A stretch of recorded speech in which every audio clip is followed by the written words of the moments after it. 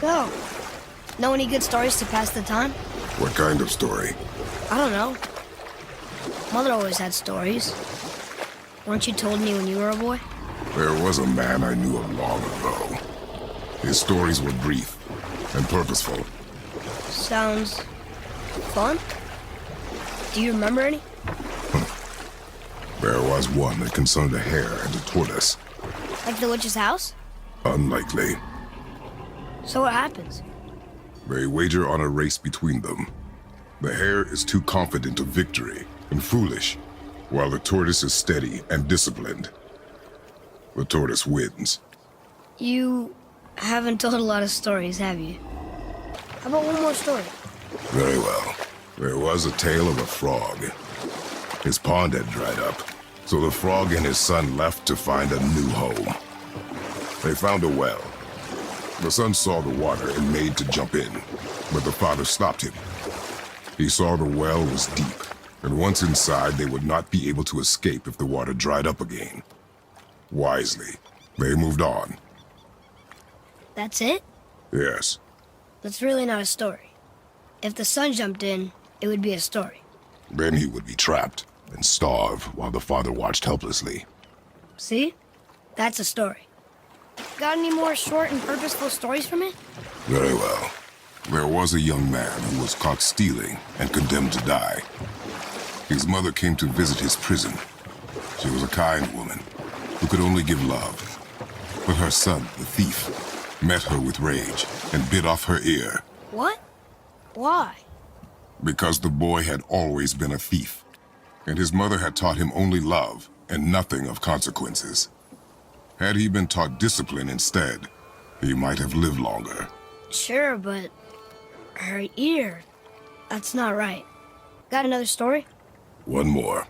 There was the story of the mother crab, who scolded her son. She told him he should walk forward, in pride, not sideways as he always did. But she's a crab too. He should save. Sure. I'll look for it as soon as you show me how. Yes, he did say that. That was the story. I got it. Got any more short and purposeful stories for me? Very well. There's a tale about a woodsman. He asked the trees of the forest for a branch to make a handle for his axe. Instead, the trees gave him a young sapling so they could keep their limbs. The woodsman made his axe, and then he returned and chopped down the oldest trees in the forest. Just because trees are old doesn't mean they're smart. How about one more story? One more. There was a horse. The horse sought vengeance upon his enemy, a stag. But he could not kill the stag alone. The horse met a man, a hunter, and made a deal. He took the man's bit and bridle and allowed him to ride in a saddle on his back. Together, they killed the stag, and the horse tasted victory. But the hunter would not release the horse and made a slave of him. So getting revenge cost him his freedom. Hope it was worth it. It was not. Father, you ever know anyone else who heard voices? I knew desperate men at sea who, when our supplies ran dry, would quench their thirst by drinking seawater. They swore the sirens, evil creatures singing to them from nearby islands, were in fact their wives and daughters calling them home. They endangered the crew, steering us toward the reefs. How did you fix them? We threw them overboard. Well, good thing I didn't drink any seawater. Right? Yes, it is. It's sad the elves can't work things out. Alfheim's such a beautiful place, but war makes it ugly. You see with the eyes of a child. In war, a soldier sees beauty only in the blood of his enemy. The rest of him is lost, sometimes never to return. You know about war, don't you? Wars are fought for two things, survival or advantage. Battles may be won by the better soldier. Wars are won by those who are willing to sacrifice everything to ensure victory.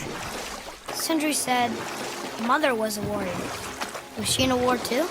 Of a sort. Her family was decimated by hostile rivals, and she alone survived. She walked the warrior's path, but her war was to live on, to brave an unforgiving world alone. And that's why she asked Sindri and Brock to make her the axe? She had the strength to wield such a weapon, and the wisdom to use it for good. She found purpose in protecting the weak. So, she'd help out the elves? No. I wish we could have gone on a trip like this with Mother. She could fight, couldn't she? Yes. She fought beautifully. Father, why did the gods cause so much trouble for us? Because that is their nature.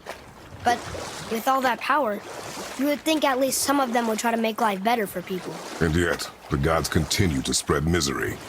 This is life, boy. Port. Sorry? Port? Oh, the boat's left. Correct. Starboard. The boat's right. Good. That's some statue. Who built it, you think? I do not know.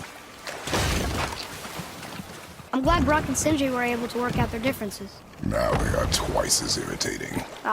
Maybe the next one will have more information. Keep your expectations low, boy. Spirits are rarely useful. How do they even exist? When you sever a man from his life, it is not always a clean cut. So you've met other spirits? Yes. Many. What were they like? Annoying. You want to try another story? Can't be any worse than the last one. Very well. There was once a scorpion who wished to travel to the other side of a river. Why? If you continue to interrupt, I will end the story. Okay. The scorpion asked the frog for help. He told the frog that if he gave him a ride across the river on his back, he would be rewarded. The frog protested, fearing the scorpion would sting him. The scorpion assured the frog that he would not sting him, or they would both drown in the river. The frog agreed, but halfway across the river, the scorpion stung him. The frog was mortally wounded, and they both sunk to the bottom of the river and perished. That's sad. Why would the scorpion do that? He was a scorpion. It is his nature to do harm. Oh. That's just what Mom used to say about the gods.